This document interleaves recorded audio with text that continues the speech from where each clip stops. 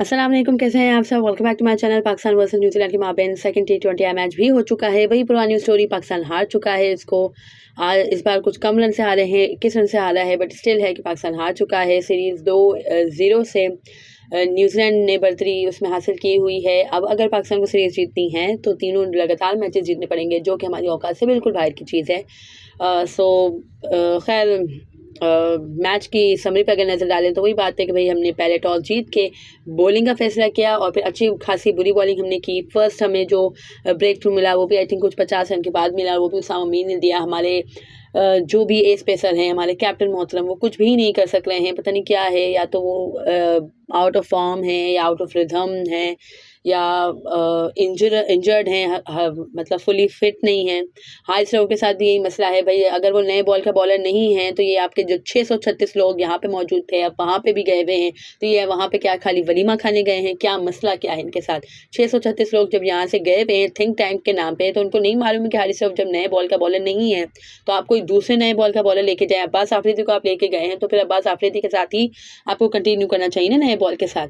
लेकिन आप अब्बास आफरीदी को बाद में देते हैं और आप हारिस को पहले दे देते हैं। अच्छी तरीके से ये कुटे खा लेता है। इसके बाद जब इसकी एक्चुअल जो इसका टाइम है बॉलिंग करने का, जब उसमें आता है तो फिर ये उसमें लीथल होता है। स्टार्ट के 2 ओवर्स में कुछ पता नहीं कितने 30 रन दे दिए थे और बाकी के आखिरी के 2 ओवर्स में इसने 3 विकेट लिए हैं और 8 रन जस्ट दिए हैं। तो हर प्लेयर को तरीके से इस्तेमाल करना होता है। अभी हमारे कैप्टन मोहतरम, जिनके दोस्त हैं हारिस रऊफ साहब, साथ साथ वो है कि खेलते हुए आए हैं लाहौर कलंदर्स में, इधर उधर हर जगह, तो उनको इतनी सेंस नहीं है कि भाई ये नए बॉल से नहीं इफेक्टिव हो रहा। वर्ल्ड कप में भी हमने ये देखा था, नसीब नहीं था तो नया बॉल इनको दिया जा रहा था, तो ये नहीं है इफेक्टिव नए बॉल से। क्यों एक चीज़ इनके दिमाग में नहीं घुसती है? पाकिस्तान अपनी बॉलिंग की वजह से आ रहा है। पहले भी 227 रन पाकिस्तान ने करवा लिए और आज भी पाकिस्तान ने 190 कुछ करवा लिए।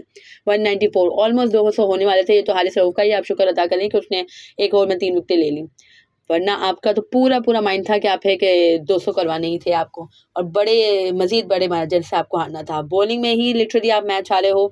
आज तो कोई आपने लूसी फील्डिंग भी नहीं की, बट वही बात है कि आप बॉलिंग की वजह से मैच हारे हो। बहुत ही लूसी आपने बॉलिंग की है। ग्राउंड जो भी है, लेकिन ये ग्राउंड इतने के ही हैं, ये 170-80 तक के ही हैं। चलो अगर आपको ज़्यादा है कि 200 रन आपको पड़ गए तो ये आपको अपनी गलती की वजह से पड़े हैं और आपने सही बॉलिंग चेंजेस नहीं किए। आज भी आपने इफ्तिखार को यूज़ नहीं किया है। पता नहीं क्या आपके दिमाग में बैठा हुआ है। प्रोफेसर साहब वहाँ पे बैठे हुए हैं तो वो भी कुछ नहीं कर सकते हैं क्या? मतलब क्या इनका ये सेंसलेस डिसीजन क्यों लिए जाते हैं? मुझे तो खैर नहीं समझ आता। मेन पाकिस्तान अपनी बॉलिंग में ही हार गया है। बुरी थर्ड क्लास बॉलिंग की है पाकिस्तान ने।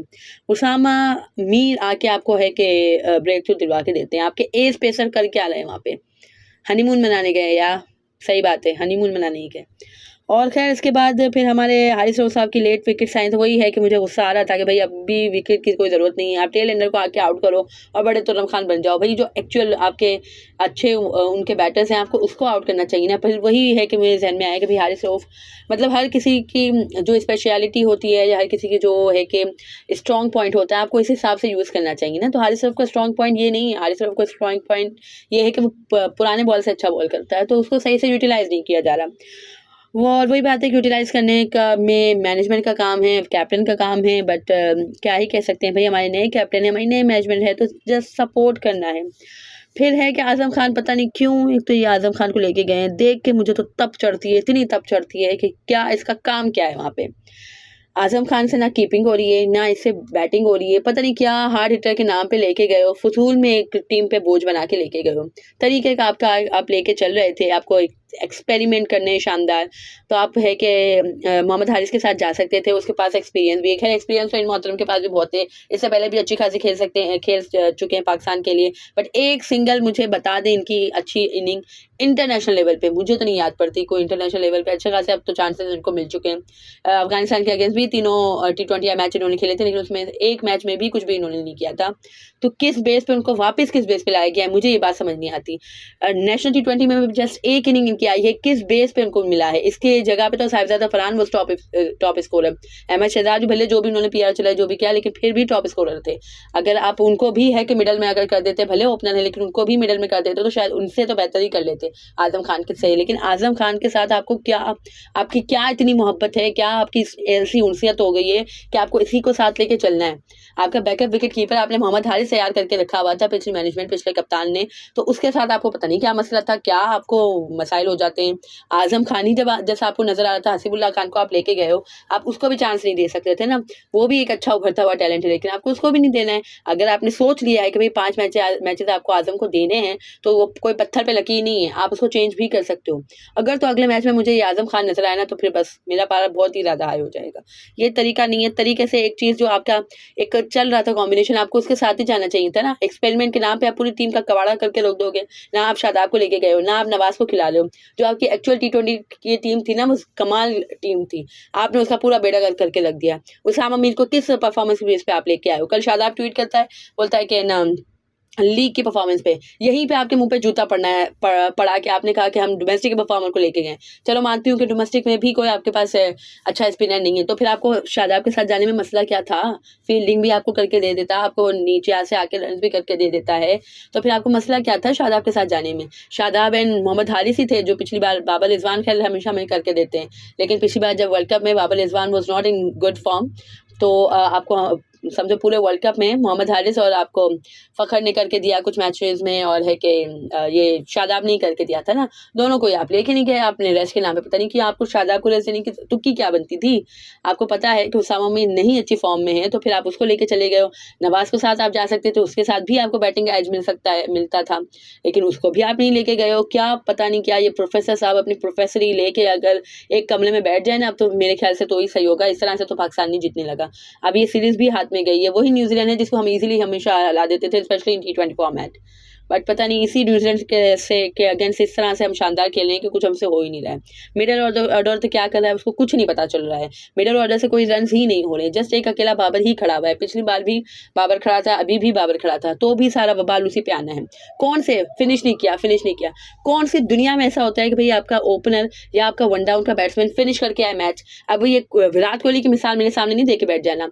82 रन के विराट कोहली ने भी हर बार नहीं किया। 82 रन जब उन्होंने पाकिस्तान के अगेंस्ट बनाए थे ना, जब 4 विकेट से जस्ट गिरे थे और पांड्या ने पूरा साथ दिया था। आज भी या पिछले मैच में भी अगर बाबर का कोई साथ देता ना, तो वो कर लेता, वो भी फिनिश करके आता। लेकिन किसी ने ना पिछले मैच में ना इस मैच में किसी ने भी साथ नहीं दिया। अगर आपने कमेंट्री सुनी हुई हो ना, तो कमेंटेटर ने भी यही बोला था कि अगर अकेला वो कुछ नहीं कर सकता, Babar is master and all, उसने सब है कि उसकी तारीफ की। फिर यही बोला कि वो अकेला नहीं कर सकता, किसी को उसका साथ देना पड़ेगा। और जब कोहली ने 82 रन की बारी खेल के मैच फिनिश किया था ना, वन डाउन बैटर ने, तो पूरा साथ दिया था पांड्या ने। आखिरी ओवर में जाके पांड्या आउट हुआ था। अगर इस तरह से बाबर के साथ भी कोई पार्टनरशिप लगाए ना, तो फिर वो भी कर ले फिनिश। लेकिन यहाँ पे तो किसी को कुछ करना ही नहीं है। हार्ड हिटर के नाम पे हमारे 50 के स्ट्राइक रेट से 2 रन बना के चले जाते हैं पागल। बहुत मुझे आज गुस्सा इतना आ रहा है, बस ये सीरीज भी समझो गई। इतने अच्छे कोई हमारे नहीं है कि हम है कि 3 मैचेस लगातार जीत लेंगे। मुझे तो यही है कि कहीं क्लीन स्वीप ना हो जाए, या मरते मरते शायद एक आधा मैच जीतेंगे। एक तो टॉस जीत के आपको बॉलिंग करने की तुक्की क्या समझ आती है, जब आपके तरीके की कोई बॉलिंग है ही नहीं। आप ए स्पेसर हो, आप कर रहे हो, लीड कर रहे हो, और आपकी शानदार बॉलिंग हो रही है। आज भी विकेट लेस रहे हैं हमारे कैप्टन मोहतरम। क्या ही किया जाए भाई। अगेन वही ओल्ड स्टोरी, रिजवान से के भी खैर रन्स नहीं हो रहे, लास्ट मैच में भी नहीं हुए थे, इस मैच में भी नहीं हुए। साइम अयूब को भी बहुत ज़्यादा चढ़ा लिया। यही मैंने बोला था ना कि भाई इतना ज़्यादा हाइप देने की ज़रूरत क्या होती है। ये हो गया, वो हो गया, ऐसा बेटर आ गया, वैसा बेटर आ गया, ये शॉट हो गया, आज तक नहीं खेला गया। भाई रिलैक्स हो जाओ ना, ग्राउंडेड रहने तो, खुद भी ग्राउंडेड रहो और वो जो प्लेयर है उसको भी ग्राउंडेड रहने दो। खैर एक आधे इनिंग से कोई फ़र्क नहीं पड़ता। जो रिजवान भी खैर इंशाल्लाह कम बैक करेंगे, एंड साइम भी एक अच्छा टैलेंट है। बट वही बात है कि एक आधे मैच के बाद इतना ज़्यादा चढ़ा देते हो, फिर ये बहुत ज़्यादा गलत है। और खैर क्या ही बस इसको एनालाइज करें, बहुत ही ज़्यादा दिल ख़राब हो गया। बाबर ने अच्छी चलो इनिंग खेल ली, इसके हवाले से बहुत ही खुशी है। बट अगेन वही सेम ओल्ड स्टोरी के बाबर पे ही सारा ब्लेम आना है। क्या किया जाए भाई। एक तो हम सच में ना बहुत ही ज़्यादा, खैर मुझे फिर गुस्सा आता है इस तरह से एक ही बैटर के ऊपर जो वो है, वही बेचारा प्रेशर ऑब्जर्व करे, वही रन्स भी करे, वही आपको फिनिश भी करके दे, वही आपको सब कुछ करे। तो फिर भाई अकेला बाबर को ही 10 बारियाँ दे दिया करो ना, 11 बारियाँ। मतलब तमाम को खिलाने की जरूरत नहीं है, 10 बार बाबर को ही खिला करो। और जिस तरह की शानदार बॉलिंग हो रही है, तो ऐसी बॉलिंग तो बेचारा वो करवा ही लेगा। जैसे अकेले बाबर से ही खिलवा लेते हम, तो शायद जब मैच जीत जाए हम। ऐसा तो नहीं होने लगा। अभी भी यही है कि ब्लेम उसी पे आना है। तो वही जैसे मैंने पहले कहा था कि भाई 227 में से 200 रन अगर बाबर बना लेते तो बाकी की टीम मल मल के 27 रन बना लेती। आज भी अगर 150 रन से बाबर बना के जाता या 190 रन बना के चला जाता चलो, तो 5 रन बाकी की टीम मिलके बना लेती तो सही होता। तो इनको लगता कि भाई Babar is a great and Babar can finish and Babar is the best. ऐसे तो खैर ये लोग को कुछ नहीं समझने में आने लगा, बट अकेले वो भी क्या कर सकता है भाई। Cricket is a team game. और बाय द वे फ़खर ज़मान ने अच्छी इनिंग खेली है, अप्रिशिएट करना बनता है। और इसके साथ वही है कि अगर पार्टनरशिप लग जाती तो एक क्या ही कहना होता। साइम ने भी एक है कि मतलब एक रेकलेस ही शॉट खेला, ज़रूरत नहीं थी, थोड़ा सा संभल के खेले तो चलता। रिजवान भी खैर नहीं परफॉर्म करके दे रहे तो बेचारा अकेला बाबर भी क्या करेगा माशाल्लाह। खैर फिर भी है कि एक सुकून है कि माशाल्लाह दूसरी भी 50 आई है। बट अगेन है कि पाकिस्तान तो हारा तो इसका बहुत ही ज़्यादा कल्क है, बहुत ज़्यादा गुस्सा भी आ रहा है मुझे टीम मैनेजमेंट पे, कैप्टन पे। भाई क्यों इस तरह के सेंसलेस डिसीजन करते हो? अब तरीके की टीम खिला लो अगले मैच में, अगर तो जीतना है तो ये पागलपने मेरे ख्याल से तो बंद होने चाहिए। ये आप है कि नवाज को लेके आए, आप आजम का काम नहीं है, आपको अगर रखना है तो हसीबुल्लाह को रखे, वरना आप रिजवान से, एक तो रिजवान के ऊपर आप फोकियत देते हो किसी भी बैटर को, मुझे तो नहीं लगता कि आपको रिजवान के ऊपर फोकियत देनी चाहिए इन विकेट कीपिंग। और पता नहीं क्या आज भी देखें तो खैर एक अच्छा रन आउट तो किया है by the way Azam Khan ने, बट वही बात है कि कुछ क्या था, बॉल है कि एज था कि नहीं था इसका, भाई कहीं तो लगी है बॉल पे या पैड पे, कहीं तो लगी है। अरे भाई तुम कीपर हो, तरीके से बताओ ना कि भाई कहाँ लगी है, कहीं तो लगी है, कहीं तो लगी, आवाज़ आई हो तो सबको पता है कहीं तो लगी है, लेकिन पैड पे लगी थी बोलते कहीं तो लगी है।